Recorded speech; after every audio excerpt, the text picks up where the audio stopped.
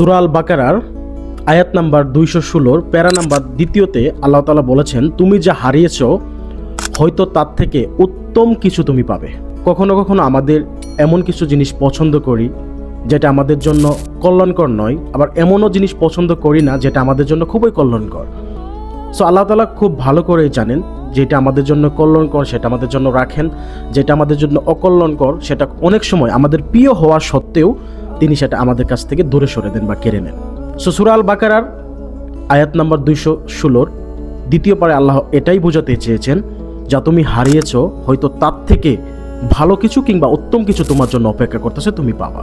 তো হতাশ হওয়া যাবে না, হাল ছাড়া যাবে না, কারণ আমাদের অনেক সময় মনে হয় যে আমার প্রিয় জিনিসটা হারিয়ে গেছে, আমার প্রিয় কাছের মানুষটা হারিয়ে গেছে, কিংবা আমার সব থেকে স্বপ্নের জিনিসটা আমি খুঁজে পাইনি। এটা যেন আমরা হতাশ হয়ে যাই।